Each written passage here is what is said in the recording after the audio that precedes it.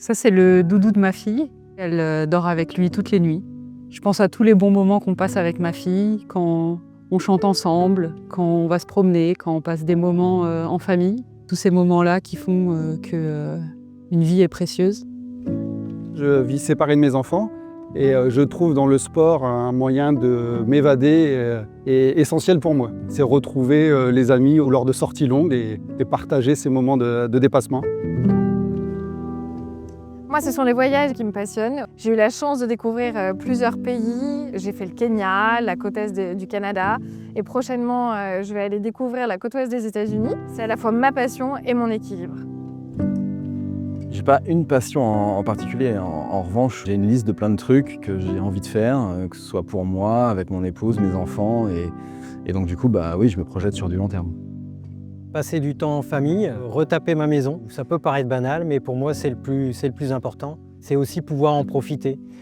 Et pour pouvoir en profiter, il vaut mieux rester effectivement en bonne santé.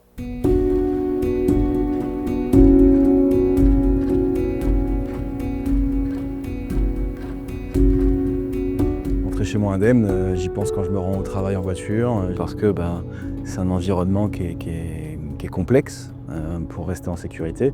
Mais assez vite, je pense aussi à mes équipes, à celles qui ont travaillé de nuit. Et voilà, j'espère qu'elles sont bien rentrées, que tout s'est bien passé.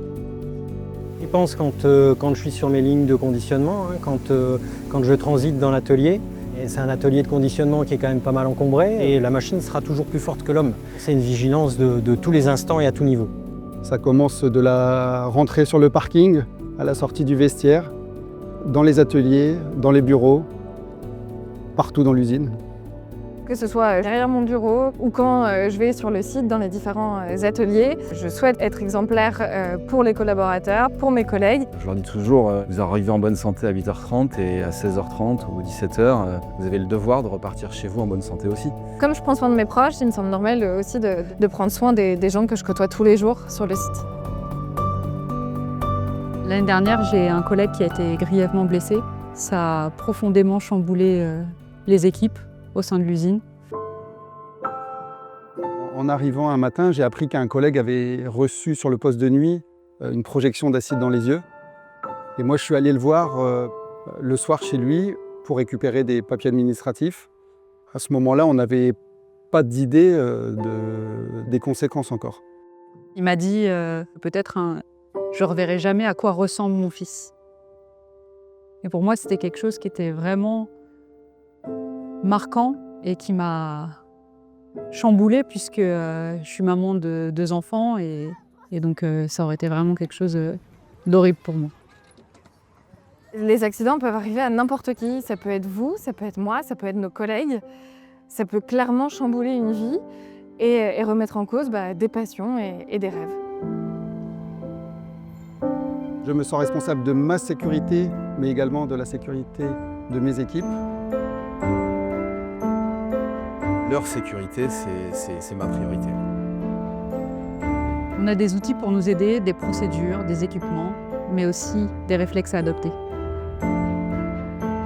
Quand on voit quelque chose, il faut savoir dire avec toute la bienveillance.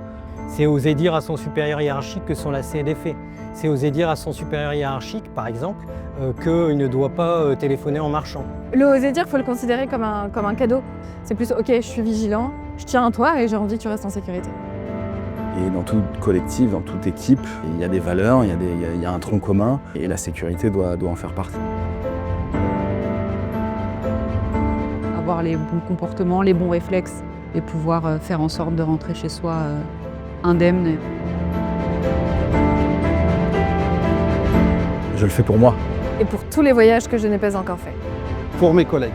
Pour elle et pour tout ce qu'on a encore à faire ensemble. Pour nous tous.